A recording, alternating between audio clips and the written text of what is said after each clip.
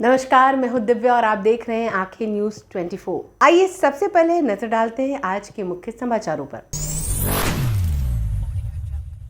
नमस्कार, मैं अमित और आप देख रहे हैं आंखें न्यूज 24। प्रधानमंत्री नरेंद्र मोदी की मन की बात का 123वां एपिसोड रविवार 29 जून को प्रसारित हुआ। बता दें कि 22 भाषाओं में प्रस्तुत होने वाले इस कार्यक्रम की शुरुआत प्रधानमंत्री नरेंद्र मोदी ने योग दिवस पर चर्चा से की। इसके बाद आपातकाल का समय याद कर इसकी आलोचना की और कहा कि इमरजेंसी के समय लड़ने वाले लोगों को याद रखा जाना चाहिए। वहीं भाजपा प्रदेश कार्यालय में प्रदेश अध्यक्ष डॉक्टर दिलीप जायसवाल ने मीडिया से बातचीत करते हुए प्रधानमंत्री नरेंद्र मोदी के मन की बात को लेकर क्या कुछ कहा है, आइए आपको सुनवाते हैं।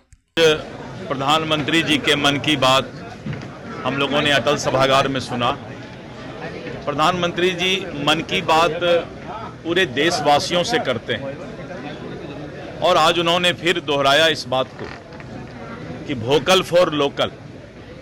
हम अपने हिंदुस्तान में, अपने देश में जो सामान बनते हैं उसी का उपयोग करें, तभी देश विकसित होगा, तभी देश आगे बढ़ेगा।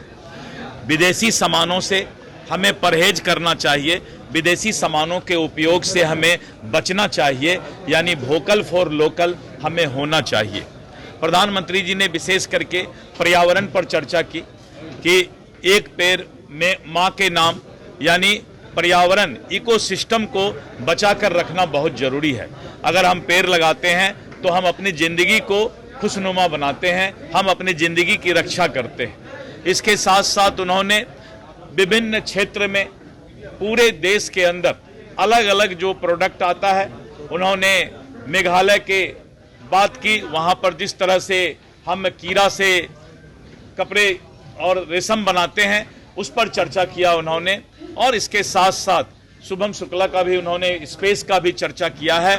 और प्रधानमंत्री जी मन की बात में पूरे देश के चारों कोना को, सभी जगह को छूने का प्रयास करते हैं। इमरजेंसी के बाद और जो सबसे बड़ी बात उन्होंने कहा कि जो मोरारजी देसाई जी, जगजीवन राम जी ने जिस तरह से निरंकुश लोकतंत्र की हत्या इमरजेंसी आपातकाल के समय हुआ था और शासक कैसे निरंकुश हो जाता है, अहंकारी हो जाता है, ये बात इमरजेंसी के उस चीज को अगर हम याद करते हैं तो आज भी हम सिहर जाते हैं कि श्रीमती इंदिरा गांधी के समय जो आपातकाल लगा था वो मोरारजी देसाई जी और जगजीवन राम जी के शब्दों में भी सुनने का मौका मिला कि किस तरह का अत्याचार और किस तरह से न्यायिक व्यवस्था को प्रभावित करने का प्रयास और जिस तरह से लोकतंत्र का माखौल उड़ाया गया था, लोकतंत्र की हत्या की गई थी, पार्लियामेंट का समय बढ़ा दिया गया था।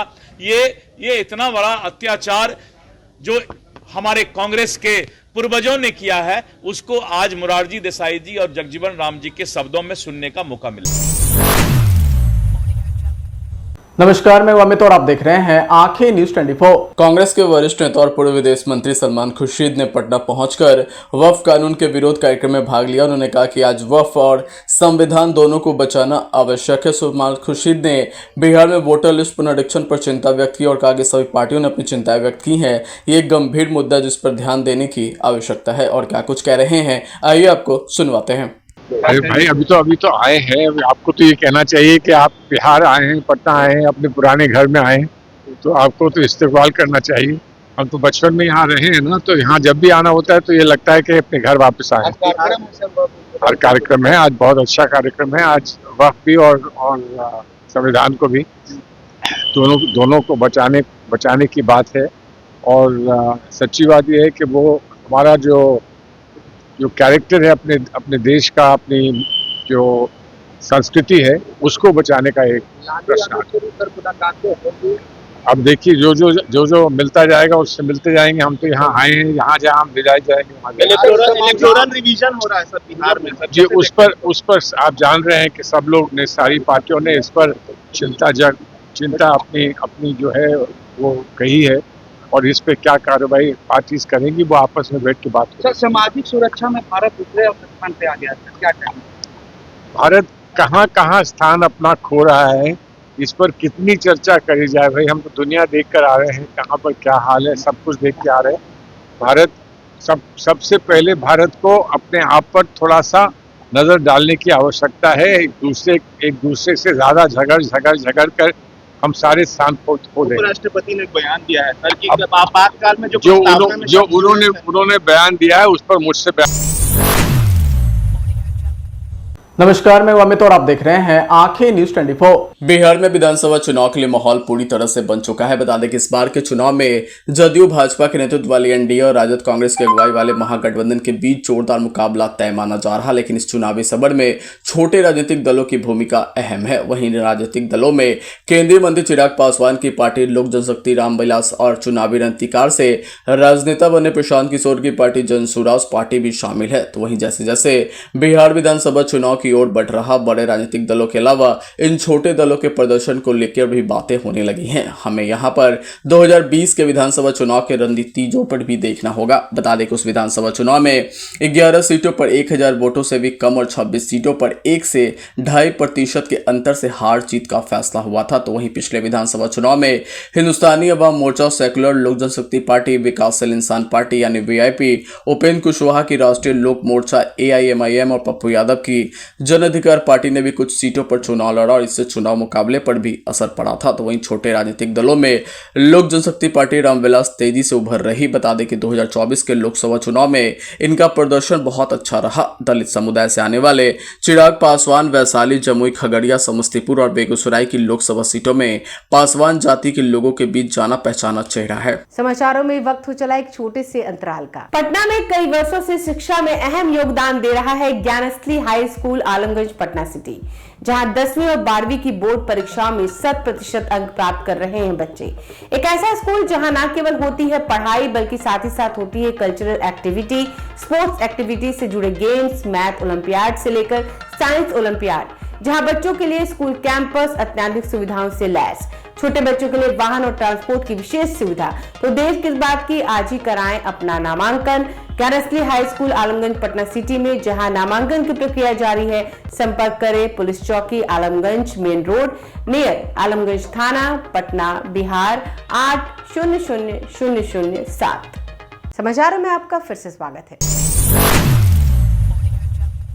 नमस्कार, मैं अमित और आप देख रहे हैं आंखें न्यूज 24। बिहार के मुख्यमंत्री नीतीश कुमार पटना जिले के 12 अनुमंडल के बख्तियारपुर पहुंचे थे, जहां उन्होंने जल संसाधन विभाग द्वारा नवनिर्मित सीढ़ी घाट का फीता काट का उद्घाटन करने का कार्यक्रम तय था। इसी बीच तय कार्यक्रम में मुख्यमंत्री नीतीश कुमार के पहुंचने से पहले उनके बेटे निशांत कुमार बख्तियारपुर पहले उद्घाटन स्थल पर पहुंच गए। वहीं निशांत के पहुंचने के थोड़ी देर बाद ही पटना के जिलाधिकारी त्यागराजन एसएम भी वहां पहुंचे। वहीं मीडिया रिपोर्ट्स के अनुसार पटना डीएम को देखते ही मुख्यमंत्री के बेटे निशांत उनके पैर छूने के लिए झुके, लेकिन जिलाधिकारी त्यागराजन एसएम ने उनका हाथ पकड़ लिया और हाथ जोड़कर निशांत कुमार का अभिवादन किया। तस्वीरें सामने आने के बाद एक बार फिर से निशांत के बेहद विनम्र और संस्कारी होने की भी चर्चा होने लगी। विदित हो कि यह पहला अवसर नहीं है जब निशांत कुमार ने अपने से बड़े और आदरणीय का सार्वजनिक आयोजन में पैर छूकर आशीर्वाद लिया हो। बता दें कि मुख्यमंत्री के साथ भी आयोजनों और कार्यक्रमों में शामिल होने के दौरान निशांत कुमार कई दफा बड़ों का आशीर्वाद लेते देखे गए हैं। आज भी सीएम नीतीश कुमार